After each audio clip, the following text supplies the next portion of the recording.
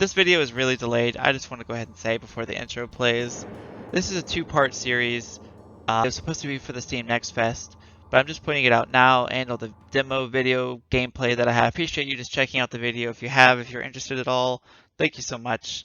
I'm going to let the intro play. Hey, yo, is that Neek? Let's go watch that. Oh man, it really is. Hey there, internet strangers. Neek here. In this video, we're diving into the SteamnextFest. If you're on Steam like myself, you know there's times during the year where the devs want to show off what they have, what they've made, what they've been working on, and they try to get you to buy their games. All in that. Wishlist and follow, all those things. A more advertiser-friendly way to say that is SteamnextFest is an incredible event that happens multiple times a year, showcasing upcoming games from both indie and AAA devs. It's like a digital playground where you can get a hands-on experience with unreleased titles, with demos, and discover the next big thing in gaming. It's basically an event to promote games. It's fun, and all the games are free, so it's pretty easy to understand, right? There are three quick things I want to go over though. Rules, whatever you want to call them, objectives, whatever. I played these games in no order. I just played them like I wanted to play them. So there is no order. There is no this is number 1, this is number 10, other than this is the order I played them in. I always rate each game after the review, basically. Please be nice to the devs, don't judge them. Okay, these are demos. There's gonna be bugs, there's gonna be weird things. Demos are short. And we always know full games are usually better because you understand more, you understand mechanics more, or they show you mechanics or whatever.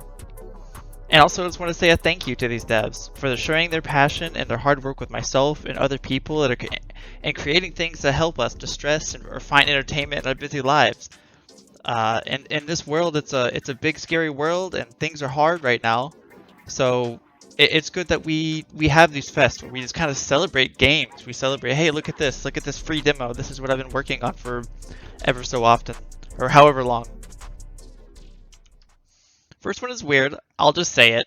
I didn't expect it to be something I ended up playing for 45 minutes. It's called SPIDERFOX, developed by Planet 47 Games.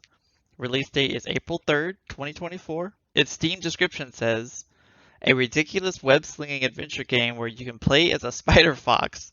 The mad scientist has made some wild animal combinations, climb using grappling webs and other items to overcome his obstacles to save them all. Perfectly put, honestly. This needs to emphasize on the loving everything as well, because that's how he cures the animal combinations. It was very fun. I played it for a bit. Especially the first time you're playing it, it's very fun. But after a while, it get kind of boring. After, like, honestly, the 30-45 minute mark, it started getting pretty boring. And it just felt like there was no real direction. But I'm sure the full game will fix that. Right? I love games like this, though, that feel like some person somewhere crafted it and has a certain, like, feel to it. AAA devs kind of miss out on. It also covers the pure joy of just playing a game with, like, no direction and just having fun. And like exploring and like being in the not understanding the game. You know, I haven't seen it on social media somewhere. There's no leaderboards or time-based BS or microtransactions, just a game to mess around on. Reminds me of Goat Simulator in a way from the year 2014. I like to make jokes, but the demo genuinely, I'd rate it a 7 out of 10. Worth a try. I don't have much to say about it other than a fun time worth running around and just enjoying yourself. No need to grind a battle pass or challenge yourself against others. It's simple fun and felt wholesome. Maybe from a place of love for gaming. That's the best way to kind of explain this game. Next demo up for review is Godsworn. It's an RTS with an emphasis on pagan heroes, their powers, and the lore surrounding them.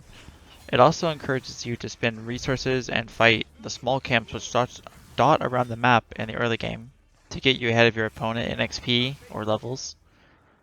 Knowing that aspect, it's a lot like Age of Empires 3, a big favorite of mine, or Age of Mythology, but the whole objective is to destroy your enemy and win. There's a campaign available, but it's not in the demo at the moment. The Steam page describes it as Godsworn is a classic mythical RTS experience. Wow, I read that terribly. Godsworn is a classical mythological RTS experience an epic fantasy retelling of the Northern Crusades where pagan gods and their tribes clash against crusaders and armies of heaven. Choose a divine hero, rally worshippers alongside mythical creatures, and smite the unworthy. The release date is March 28th, 2024, and it's made by Thunder Oak Interactive. I'd say it's a good description. It does the job well, showing you exactly kind of what you're getting into with the game. And also just showing you how good RTSs can be in 2024. I feel like people sleep on the RTS genre a lot, to be honest. It's much more fun and more to give than people give it credit for. As a whole, they're hard to get into or high skill gap or skill ceiling, but it's always worth a try, and everyone, you can always refund things on Steam or get your money back somehow. Even versus a low level AI for once. Weird compliment, I'm aware, but like low level AI is usually really sad and just cheats or just boring to play against. But I feel like I was playing versus a person who had like played the game a few times, so they knew what they were doing. It had a really good feel to it. I think the art is a great takeaway from this game as well. It's unique. The units are very unique. It uses a rock, paper, scissors kind of style of gameplay. Archers counter swordsmen, so swordsmen counter this, you know what I mean? It's pretty simple. There's also mythical units that have abilities and can give you bonuses and good at sieging and lots of health. There's also even powers you can use on your hero and just world powers, a lot like Age of Mythology. I think the voice lines are another great thing about this one. The voice lines are just really thought out and well. Same as the sound design. It didn't feel overwhelming and noisy at times or anything like some RTSs are. It felt very like immersive and not bland. It was great to get my attention and keep me playing for a while. I definitely need to play more already. I would rate this game a solid 10 out of 10, honestly. It's amazing. The look of the game and its feel instantly brought me in. Games with a vibe like this are important because it'll make you want to come back and play more. I can't wait to see what they add and how far this game goes. It's definitely an instant wish list and follow for myself. Maybe I can convince you. Next game is Realm of Ink. It's a roguelike similar to Hades. It has some interesting voicing. The music is it's very good. I personally really am into the music and the graphics. I just wish there was more of actual voice lines of characters, like characters are actually voiced. I really love the aesthetics to the game. That was like another, I already said that, but that's just like a big standout to me. Plus I love roguelikes. I can't complain about a theme like this. I enjoy it. The Steam page describes it as Realm of Ink is an ink-style action roguelite game. While pursuing the Fox Demon, well, okay, they just spoiled it for me. The Swordswoman Red unexpectedly finds that her life is dictated by the destiny within the world of the book. Only by breaking free she can unveil the truth of her existence and challenge the constraints of fate. Its release date is to be announced / it's coming, and it's made by Leap Studio and Maple Leaf Studio. It really felt really well thought out and fleshed out as a game. I died on my first run, but it was still fun. Learn things, stall things, you know, the usual with roguelikes. It has a fast-paced combat and it's very fluid movement, dodging, there's like a health bar, all the works. You also have a pet. I enjoyed the pet system as well and the idea of having that where you give him basically 2 different things to upgrade and work with.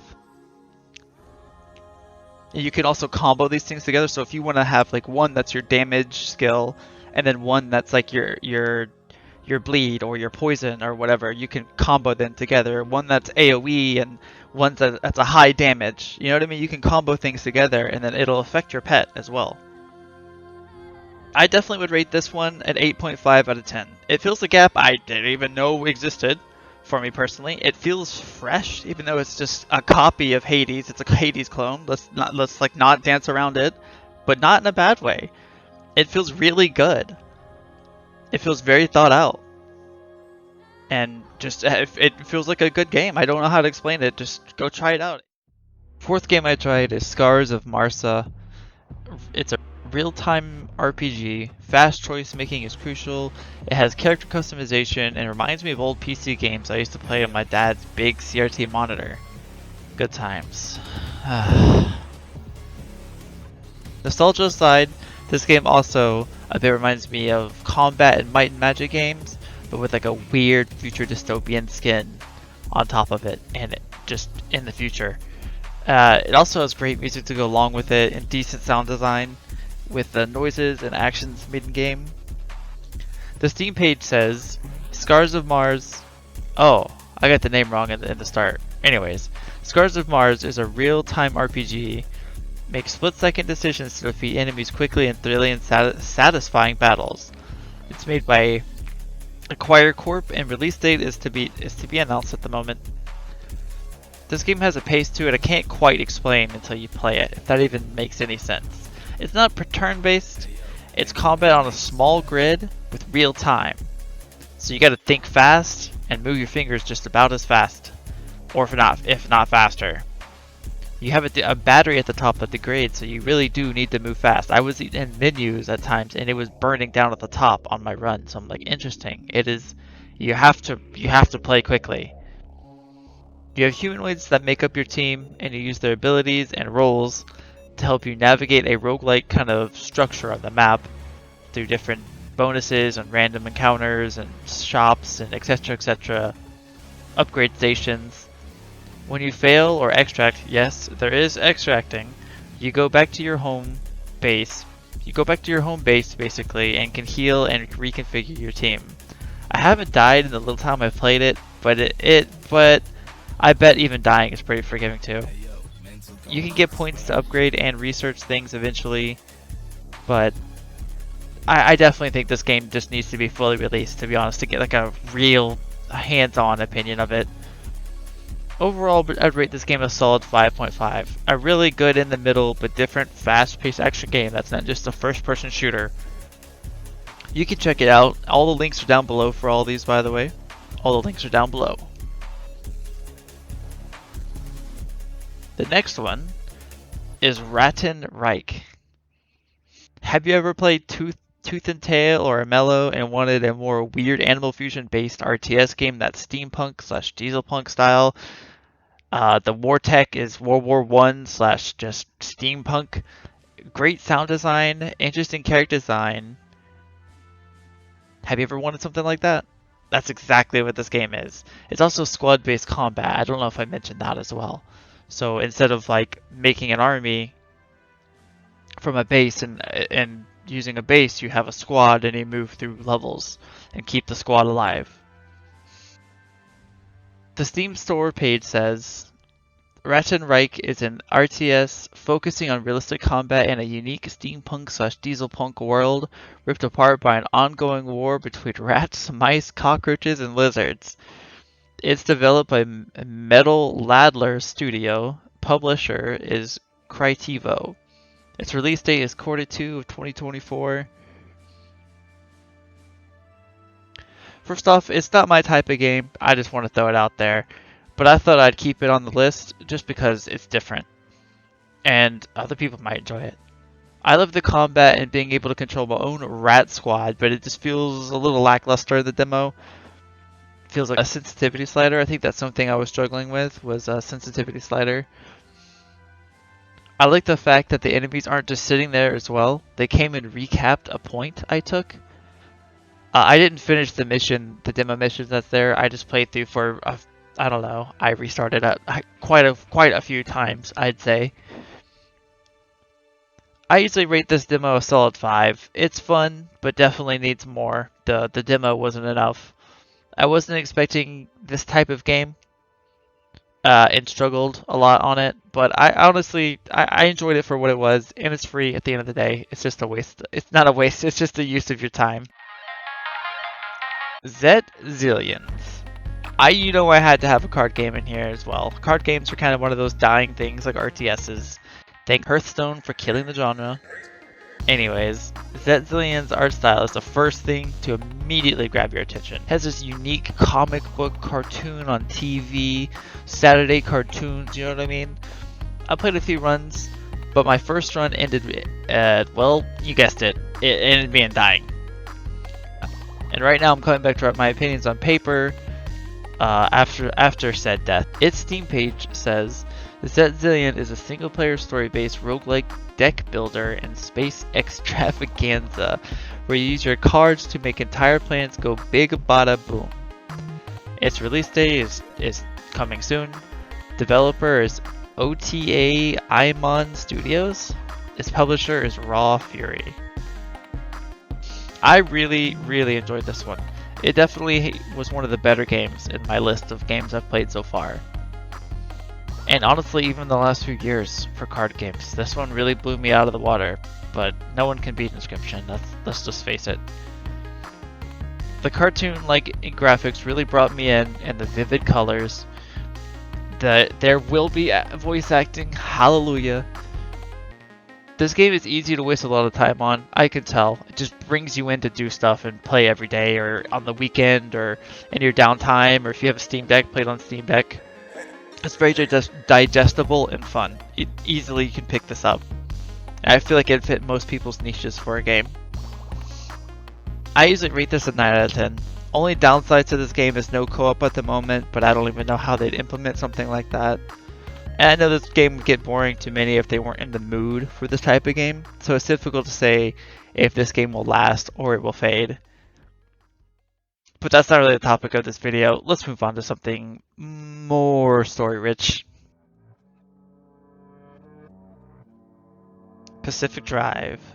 A game that's name fits and comes right out of something like a movie. It has a feel and a story that's so intriguing that instantly pulls you in. The demo doesn't really do the full game justice, I can tell. Just from what I played, it pulled me in and made me want to go buy a 1983 Mercury station wagon, you know? Like just go drive out to the desert and go do psychedelic drugs. Anyways, the Steam page says, face the supernatural dangers of the Olympic Inclusion Zone with a car as your only lifeline in this driving survival adventure. Scavenge resources, load up your trusty station wagon, and drive like hell to make it through alive. Release date is February 22nd, so not that far away. The developer is Ironwood Studios. The publisher is Kepler Interactive. Never heard of them before. Pacfic Drive instantly pulled me in. My 1060 was struggling graphically to play this game, but that makes sense. It's pretty old now. I really like how they handled the mystery aspect as well. They really added it to in a sense that it wasn't overwhelming. They kind of like piecemeal you in piece by piece. I really do even want to go play some more now. It's kind of one of those games. Like you play in bursts, but damn, every time you play it, you burn 2 hours. You didn't even realize. There's voice acting. The music is good. This game all around is just a big plus. There's even a huge amount of settings for you to go through. I'm a person who loves lots of settings, things you can tweak. There's ways to even change your drive and the experience of playing the game. You use a map basically in game to do drives or missions, and you can bring things back / improve your car, which is kind of like tied to you. Your car is tied to you basically. You basically start falling more and more insane for your car. Yeah, that's kind of what I understood from the plot so far. You're from another dimension, you're sucked here, you get stuck here, I mean. And this car is like a curse somehow, and now you have this curse and you're traveling, and these people are helping you on the radio, and I'm sure you'll meet other people, and it's just surrounded in mystery. It's a lot of fun. It's worth checking out and downloading the demo. And if you like it even more, you can pre-order it right now as well. My description definitely doesn't do it justice, but it's worth checking out. I easily rate this story-rich, atmospheric game a solid 7.5 out of 10. Checks a lot of boxes, but only gets points off to me just not being in the mood for this type of game at the moment. But I can definitely see myself diving into a full playthrough at some point. At the moment, I'm more into RTSs and things like that, and strategy shooter games. Anyways, let's move on to the next choice. Stormgate. I've heard lots about Stormgate, and it looks awesome from the trailer and gameplay I've seen. So it's great to be able to play it. It's filled with mechs and demons. It's honestly an RTS to rival StarCraft. It has lots to offer and plays like how a lot of good RTSs feel and played, where it just feels good to win and that game knowledge and quick thinking all coming together to help you win at the end of the game. It all just feels really satisfying. Its Steam page says, the Stormgate is a next-gen real-time strategy game set in a new science fantasy universe. Command mechs to defend the Earth or invade it as the Infernals. Explore in an ever-evolving campaign. Group up for 3-player co-op versus AI. Complete in a 1v1 or a 3v3 or get creative in the editor. Welcome to the future of RTS. Its release date is coming soon. Developed by Frost Giant Studios. Publisher is Frost Giant Studios. I don't know if you could have guessed that one. I can totally understand the hype with this game. I've played some of the co-op and a match versus AI now in 1v1, and honestly both are satisfying and engaging. How the units work, how they look, how they function together, and especially in 3-player versus an AI, that was a really fun mode. I really enjoyed the atmosphere of the map, the like almost western feel, western space, you know what I mean? Like, best way to explain it. It does the RTS formula right, and it feels good to play. I'm a big fan of RTSs. I started playing them when I was 4, with my dad helping me, of course. But this game brings me back to some of those feelings of playing good RTSs that are action-packed and that I want to get back on the grind or some of the PvP ladders. You know, like an old StarCraft 2 days. Anyways, the voice lines and abilities that are at the top of the screen you can use really add an impact and a reason to use them. My favorite one was the fast building as the Vanguard. It feels as OP watching your main base settlement building thing being placed and built in like just a few seconds almost. All in all, this game just needs more content, and I could see it being played and supported for years and years like AoE and other timeless RTSs. I'd rate this game easily a 9 out of 10. It needs more work and content, quests, reasons to play every day, you know, those little things, cosmetics that are free, especially free things. I'm sure the final game and release will work on all these things and eventually add them. The next game is Lightyear Frontier. Lightyear Frontier is a peaceful open-world farming adventure on a planet at the far edge of the galaxy. Climb into your versatile mech and start your new home on a distant planet with up to 3 friends as you farm alien crops, build your homestead, and explore the untamed wilderness of the world. Its release date is March 19th, 2024. Its developer is Framebreak Amplifier Studios. Its publisher is Amplifier Studios Framebreak. I'm assuming they're all related somehow. Anyway, this game has tons of potential. It already felt like a full game, even just in the version I played for 30 minutes or so with the demo. The vivid colors and the ability to see other planets and stars when you look up at the sky was something else. The mech can do all tasks: mining, chopping, gathering, holding items. You're able to go on foot, to sleep, or put things into your mech. I didn't pay much or into storage. I didn't pay much attention to all the storylines in my playthrough just because I was trying to just enjoy the game for what it is. This game pulled me in very quickly with its gameplay and overall feel. I'm a sucker for mech games, and in this one being able to be a big stompy boy in a mech, I could see myself playing this for a long time with my fiance as well. I give this a solid 8 out of 10. It needs something more to it, more side quests or just random interactions. The world felt a little lonely. You're able to tame animals similar to Ark, but I didn't find a use for all that quite much in my little time with the game. The next game is something I wish that I was invented when I was younger. It's called Helskate. A skateboarding roguelike with combat. It's amazing to say the least. As someone who grew up on Tony Hawk games, this game fits perfectly on my Steam wishlist. What does the Steam store page have to say about this title? Helskate is a skateboarding action roguelike. Grind, perform tricks, and chain combos to power up your attacks to slay the monsters of her time. Combine unique weapons and gear to suit your playstyle as you fight, die and upgrade your abilities, come back to this labyrinth over and over again. Its release date is February 15th, so it's already out by now. If while you're watching this video, probably.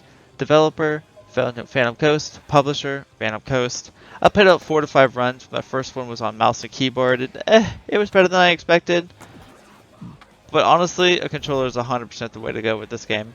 After a quick change to controller, I feel like this game was a lot more fun. There's more buffs and different things, I'm sure, in the full game, but in just the time I had with it, they were very limited. And you can also get them from completing levels. I don't know if I mentioned that.